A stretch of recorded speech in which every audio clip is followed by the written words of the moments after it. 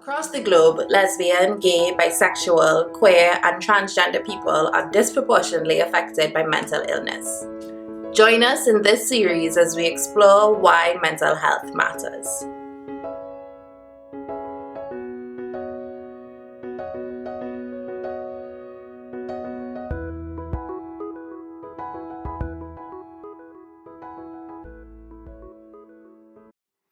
In most Caribbean territories, public health care is free.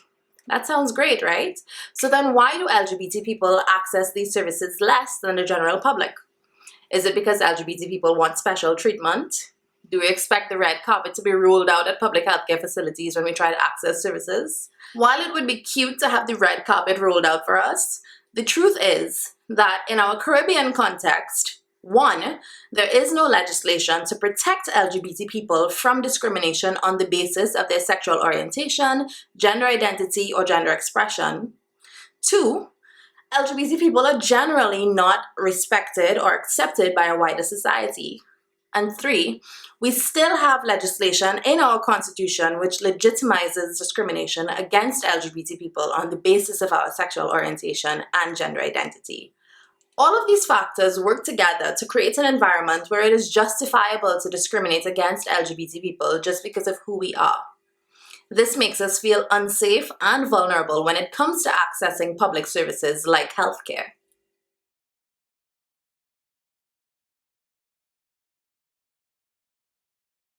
My friend is HIV positive. One night he took ill, was having a seizure. We got in a vehicle that had no brakes and went to the Queen Elizabeth Hospital. He was sitting down in accident emergency for about 14 hours. The doctors and nurses were there, refused to help him. I think it's mind-boggling to see that professional people would take this attitude. The barriers that exist for the community accessing mental health care services. One of the major barriers is the fact that the service providers are not sensitized to the needs of the community. So especially the trans community and their understanding of gender identity, gender expression, etc.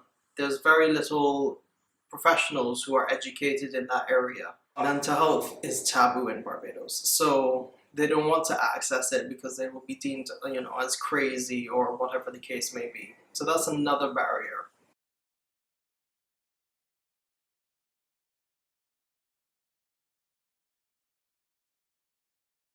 Some healthcare workers push their personal beliefs about queer and trans people onto their LGBTQ patients. Healthcare workers in the Caribbean are generally not well equipped or well trained to deal with the specific vulnerabilities of LGBT people and meeting our health needs.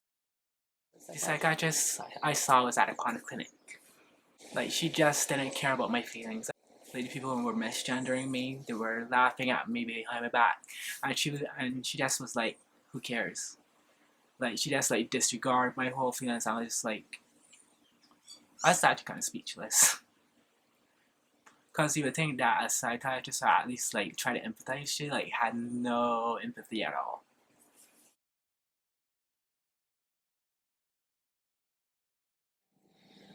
Support from when I was dying inside was zero.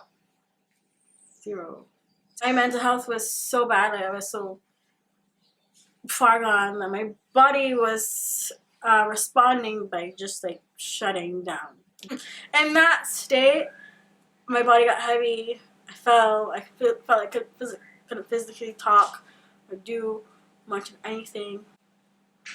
My parents were not of much help, and neither were my friends. At that time, I didn't even feel like I belonged anywhere. So, empty and not there. I didn't feel like I didn't have anyone because I didn't feel like anyone there was to support me. There are still some people who refuse to get treatment for their mental issues because of who they are. Some of them turn to the drugs, some of them turn to whatever alcohol, some of them get violent. all of these things rather than deal with their mental issues because of who they are perceived to be. Ours has improved a little bit with what is offered in the public health system for free. They're now implemented mental health programs in the polyclinic systems. It's not all over, and it's not every day and not the whole day. So there's still limitations, but it's an improvement over what was available before. If you have money and time, you can easily access private care. Yes. There are doctors who are knowledgeable of trans issues and they know what to do, what to prescribe, and then no, because if you don't know someone, then you wouldn't know who to ask. My thing on that is find a sister who is going to help you, who is going to push you to make yourself happy with the new you. So you get where I'm coming from, you understand? Yeah. Or call me. And my family's religious, so I've had religious counseling. A lot of the time, their response is, like to, give thanks, pray, and you ever requite it if you pray long enough about something, it'll go away, which isn't necessarily the case. From my experience with talking with other members in the community, seeking help or any form of mental health illness has been very, very difficult for them. A lot of them actually induced self-therapy, where they had to be their own therapist, which is very, very difficult and very, very strenuous because that taxes you over time as well.